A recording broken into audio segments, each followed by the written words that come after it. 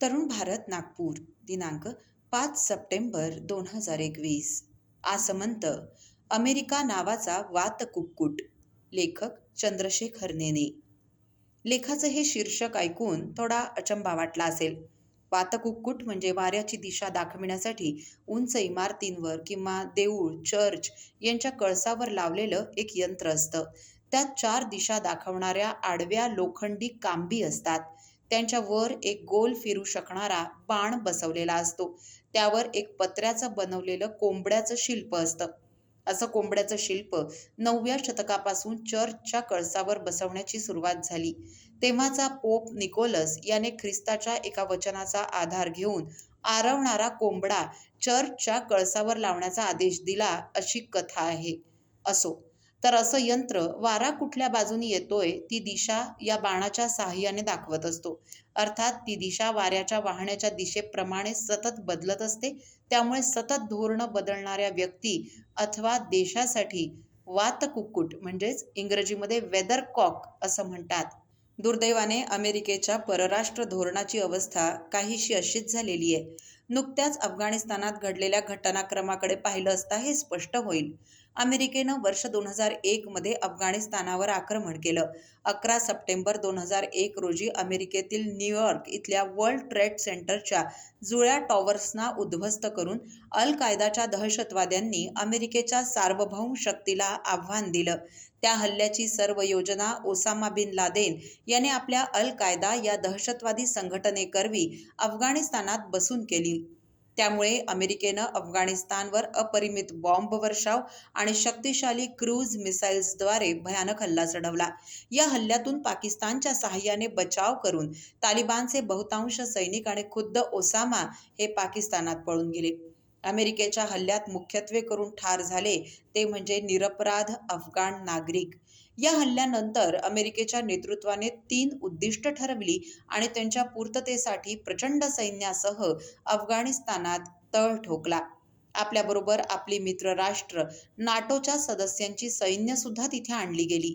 ही उद्दिष्ट अशी होती: अफगाणिस्तानातून अल कायदा या दहशतवादी संघटनेचा पूर्ण निःपात करणं, शिवाय ओसामा बिन लादेन याला शोधून काढून त्याचा खात्मा करणं, अफगाणिस्तानात स्थिर लोकशाही सरकार स्थापन करणं, अफगाणिस्तानात अशी व्यवस्था तयार करणं की ज्यामुळे तिथे पुन्हा दहशतवाद्यांचं राज्य येणार नाही आणि अमेरिकेच्या विरोधात 9/11 सारखी घटना पुन्हा घडणार नाही. ही उद्दिष्ट साध्य होईपर्यंत अमेरिका आणि नाटो देशांच्या फौजा अफगाणिस्तानात तैनात ठेवण्याचं धोरण पक्कं ठरवण्यात आलं. त्यापैकी ओसामा बिन लादेन याला 2010 मध्ये म्हणजे जवळजवळ 10 वर्षांपूर्वी ठार करण्यात अमेरिकेला यश आलं. तो पाकिस्तानात लपून बसला होता. तिथे कमांडो सैनिक पाठवून त्याला संपवण्यात आलं. त्या घटनेनंतर लवकरच अमेरिकेचे तत्कालीन अध्यक्ष बराक ओबामा हे अध्यक्षपदाची फेरनिवडणूक सहजपणे जिंकले. अफगाणिस्तानात लोकशाही सरकार स्थापन झालेलंच होतं. 2004 मध्ये अफगाणिस्तानात हामिद करझाई यांचं लोकशाही सरकार स्थापन झालं आणि अफगाणिस्तानात नवं जनतांत्रिक म्हणजे लोकशाहीवादी संविधान लागू झालं. म्हणजे 2 उद्दिष्ट साधारणपणे 2010 सालापर्यंत पूर्ण झाली होती. परंतु करझाई यांचं सरकार अस्थिर पायावर उभं होतं. दहशतवाद्यांचा त्रास अजून पूर्णपणे थांबलेला नव्हता. त्यामुळे अमेरिकेला आपल्या आणि नाटो देशांच्या सेना काढून घेता येत नव्हत्या. शिवाय पाकिस्तानात पुनरुज्जीवित तालिबानचा समूळ नाश अमेरिकेने शक्य असून देखील केला नाही, कारण पाकिस्तानच्या धूर्त राजकारण्यांनी अमेरिकेला अंधारात ठेवून तालिबानचं सैनिकीकरण आणि त्या सैन्याचं प्रशिक्षण सुरूच ठेवलं होतं. या सर्व कारणांमुळे अमेरिकेला आपली सैन्य अफगाणिस्तानातून काढून घेता येत नव्हती. शिवाय अफगाण सरकार हे डळमळीत आर्थिक पायावर उभं होतं आणि त्यांचे नवीन राज्यकर्ते हे अतिशय भ्रष्ट होते. या सर्व गोष्टींमुळे अफगाण जनतेला अनेक हालअपेष्टा भोगाव्या लागत होत्या. त्यातच सतत होणाऱ्या दहशतवादी हल्ल्यांमुळे प्रजा जेरीला आलेली होती. हे सर्व निस्तारण्यासाठी अमेरिकेने अफगाण सैन्याला भरपूर प्रशिक्षण आणि युद्ध सामग्री देण्याचं ठरवलं. यामध्ये देखील वारेमाप भ्रष्टाचार झाल्यामुळे कागदावर 3 लाख पण प्रत्यक्ष 1.5 लाख असं अर्धवट प्रशिक्षित सैन्य तयार झालं. शिवाय या सर्व काळात अधूनमधून दहशतवादी हल्ल्यात अमेरिकन आणि अफगाणी सैनिक मरतच होते. अमेरिकेचे 2400 सैनिक आणि हजारो अफगाण सैनिक या युद्धात मरण पावले आहेत. त्यामुळे अमेरिकन नागरिकांचा प्रक्षोभ वाढत चालला होता. त्यांनी आपल्या सरकारला प्रश्न विचारण्यास सुरुवात केली होती की अफगाणिस्तान इथल्या कमकुवत आणि भ्रष्ट सरकारसाठी आमची मुलं का मारली जात आहेत आणि आमचा खजिना का खर्च होतोय. कारण हा सर्व खर्च अमेरिकन करदात्यांच्या पैशातूनच होत होता. या सर्व काळात अमेरिकन सरकारचा अफगाणिस्तानच्या मोहिमेवर दर साल 42 अब्ज डॉलर्स एवढा प्रचंड खर्च होत होता. त्यामुळे बराक ओबामा आणि त्यानंतर निवडून येणारा प्रत्येक राष्ट्राध्यक्ष आपल्या जनतेला अफगाणिस्तानातून आपलं सैन्य लवकरच माघारी बोलवण्याचं आश्वासन देत आलेलं आहे. तसंच आश्वासन डोनाल्ड ट्रम्प यांनी देखील दिलं होतं. त्यांनी मात्र या प्रश्नावर योग्य असा तोडगा काढण्याचं ठरवलं. आता अमेरिकेच्या परराष्ट्र धोरणाची वाकडी चाल बघण्यासारखी आहे.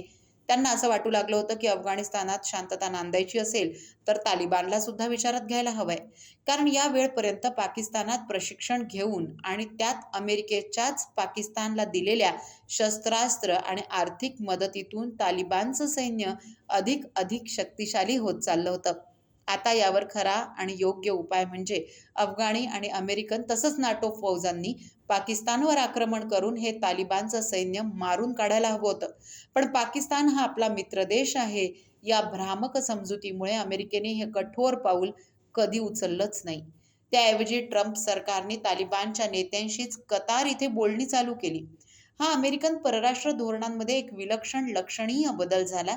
त्यात अमेरिकेचे नवे भारतासारखे आणि जुने नाटो देश या मित्रांशी काहीही मसलत बोलणी आधी केली नाही. ट्रम्प यांनी फक्त एक काळजी घेतली होती.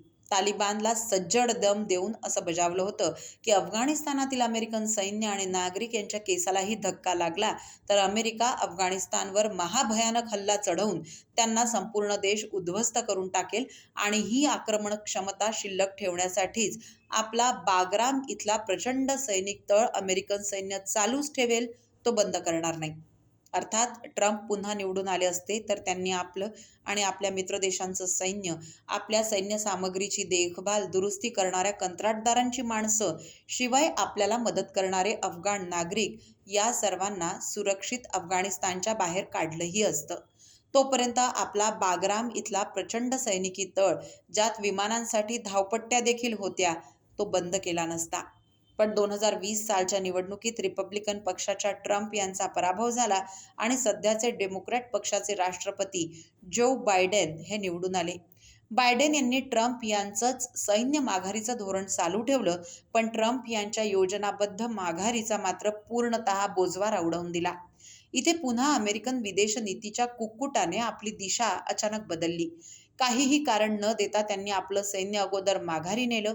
आपली मुलकी माणसं, कंत्राटदारांची माणसं, अफगाणी मित्र आणि दुभाषे इत्यादी सेवक आदी सर्वांना नंतर माघारी आणण्याचं अनाकलनीय पाऊल या बायडेन महाशयांनी उचललं.